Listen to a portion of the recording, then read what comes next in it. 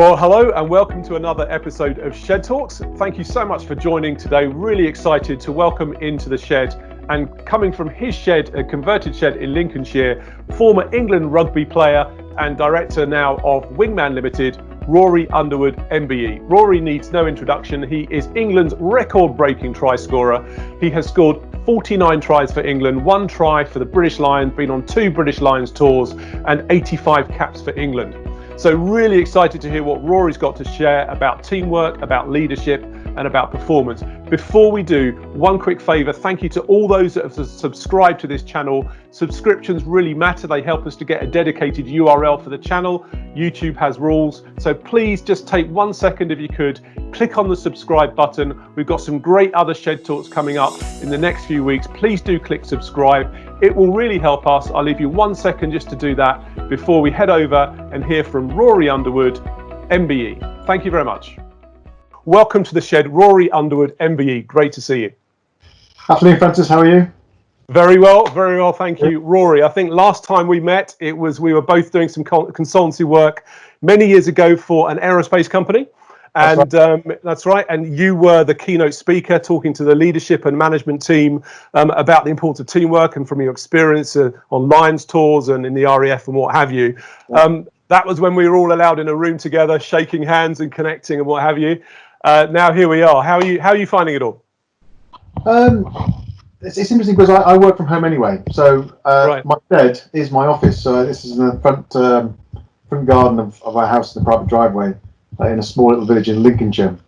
And so to be honest with you, the biggest change has not been working at home and being in this sort of situation.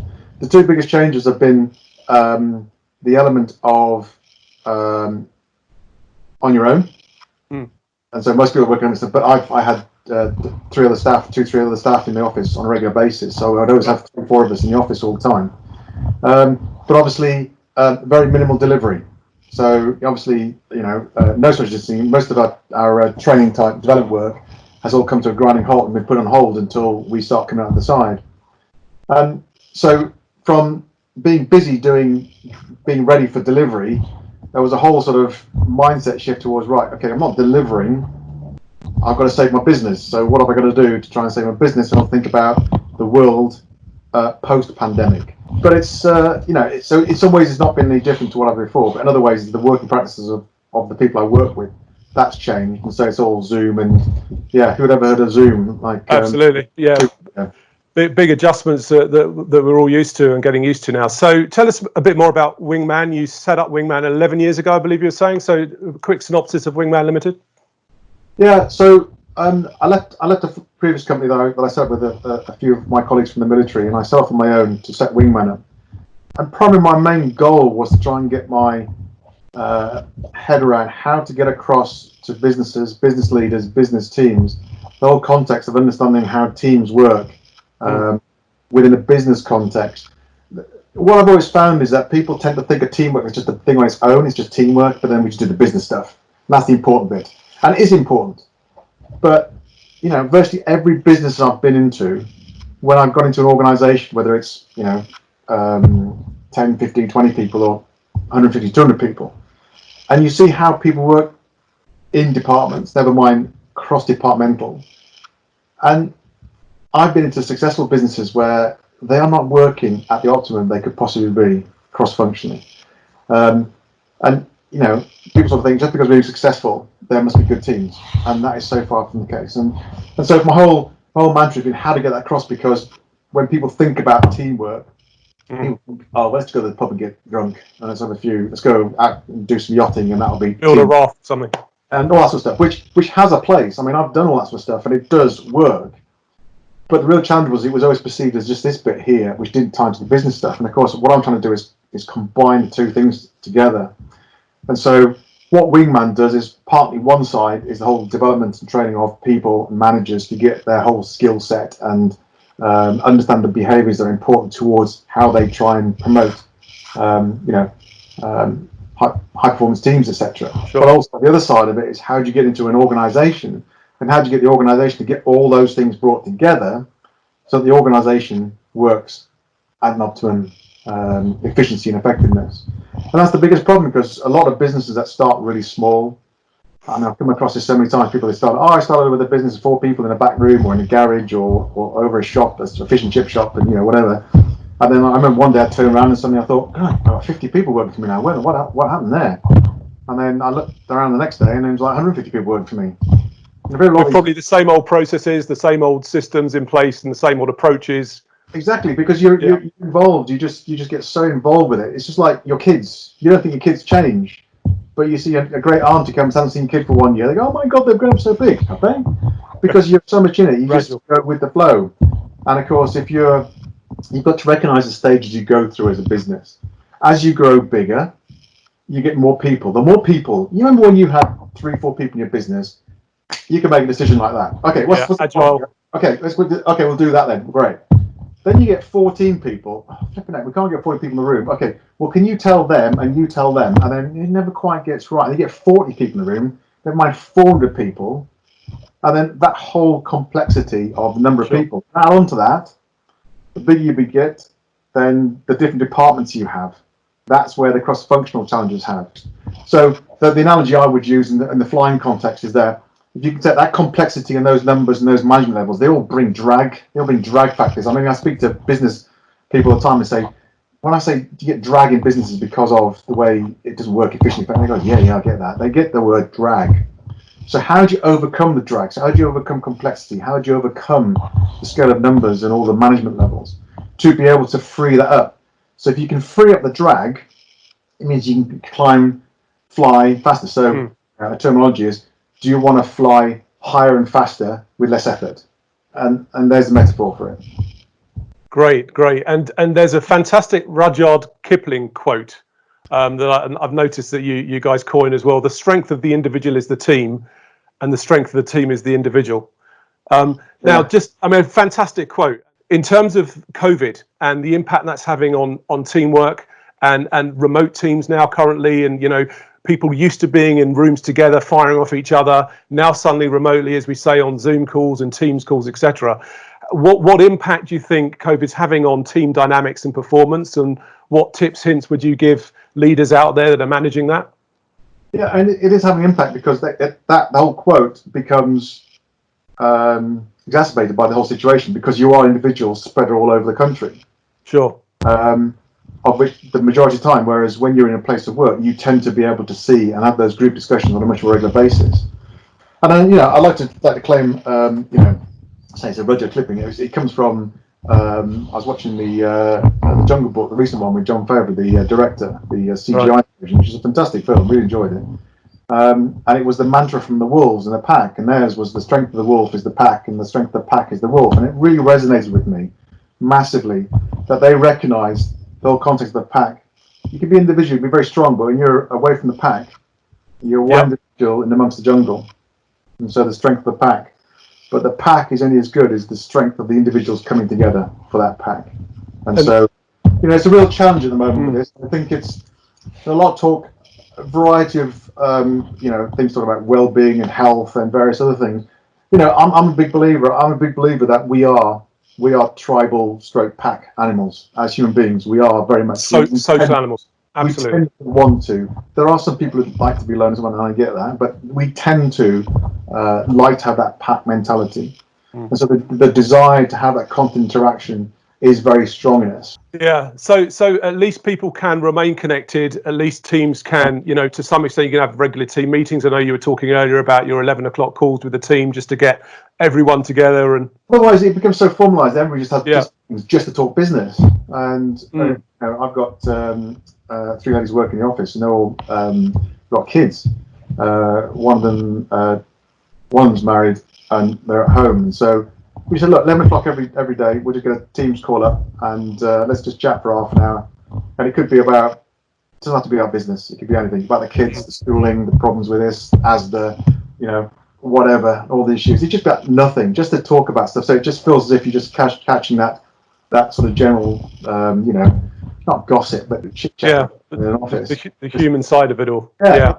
It is. Very much so. It's been really helpful, Rory. Just in terms of a final question about advice to team leaders, especially, and managers out there that are, you know, looking to see performance, but also recognizing the situation. What advice would you give team leaders right now who've got teams of people all over the country around personal performance and corporate performance? Well, I think it's something I'm sort of going through myself, is that whole context of trying to prepare yourself for something like this. You know, it's like a once in a lifetime type scenario. Everybody thought that the crash 10 years, 11 years ago was like, you know, was like that. Well, never going to be nothing like that again. So we're virtually in the same thing now. So from my perspective, the first thing I think about is you may be busy now, just doing well, because there are some businesses doing well out this whole pandemic. As it's one thing I've learned in my business life the last 20 odd years. Whenever it seems like the proverbial has hit the fan, there's always still some people are doing well, even though some people are struggling. But notwithstanding that, and you may be trying to fight for the business, you might be running on headless, but I suspect a lot of people they are, but there's a lot of people, they're also sitting around doing not a lot, thinking what they should be doing. So from my perspective, think about the plan. Did you have a plan to prepare for this? And if you did, well, obviously, A, stick with it, and B, if you have to adapt, fine, but just think about, is it actually doing as it said on the tin? Is it working or whatever? If you don't have a plan, think about all the stuff that's gone in the last 4 or 5 weeks. And think about, I wish I'd done this, I wish I'd done this, I wish I'd done this. And put those together and work out, okay, so if I'm going to prepare for this ever potentially happening again, what would I like to do differently? What would I do in advance? What would I do, etc., etc. So for me, there's elements of just thinking about the plan. Part of that sort of I know it's sort of a bit back to front, but part of that is then thinking, okay, so have a what if thinking about it. You know, we just talked earlier on when we before we did this program. What's it like at the moment? What's the world going to be like post pandemic? You know, my world, a lot of it's face to face, especially one to many in classrooms and workshops and going on business and consulting. So one of the challenges we've got is, okay, at the moment, if businesses get back to doing business, but there's still social distancing, we've got some real challenges coming up. So we've got to think about how we do what we do. So now is the option time to think about, okay, we've been doing this way. Is that the most optimal way of doing it? What's the world going to be like in the future? How do we think we need to change that and get ourselves ready for what that world's going to be like? For a lot of people, I get this, it's pretty good survival mode. But one of the challenges for a leader, even during survival mode, you've got to be in a situation of thinking, what's the next step? What's the next step? And I think for a lot of us, I'm in the same situation. I want to get through this period so that Wingman survives, but also while I'm doing that, I want to make sure that Wingman not only survives, but is in a position that we can take advantage when the recovery starts happening and things start opening up and various things. Now is an optimum time to try and work out how you can make better of what you had before. Yeah. So survive and thrive, looking ahead. Yeah, but you can take that cash line, don't you? That's fine. Mate, that's right.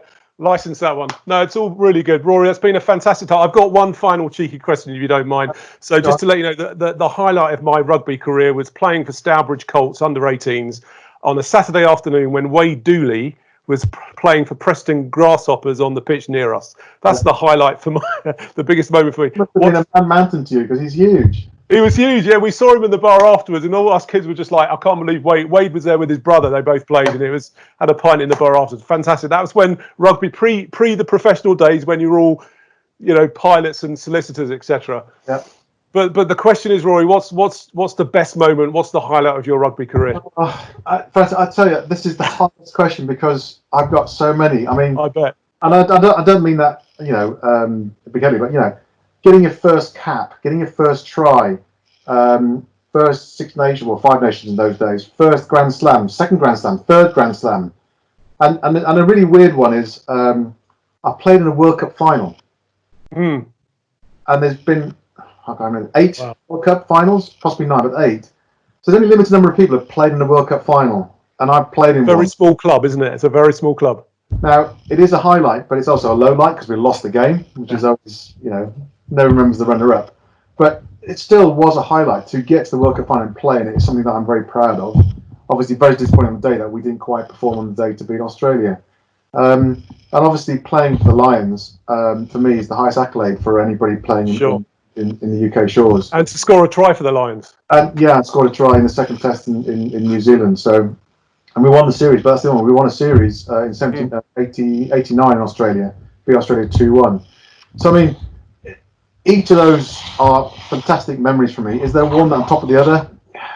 Possibly, but each of them have got their own different sort of, appeal to me. So it's always a difficult one. And of course, when you speak to people like yourselves who are fans and various things, they'll always have their favourite memory. Especially people who say, "I was in the stand when you ran towards me for that try against Wales," or "I was in the stand when you did that thing," or whatever. So it's I 12 years playing for England, and when you talk about the Air Force rugby and my Leicester Tigers rugby as well, but especially the international, playing for England, playing for Barbars, playing for the British Lions, I have so many fond, happy memories, and a pretty good period. England, that period in the 90s.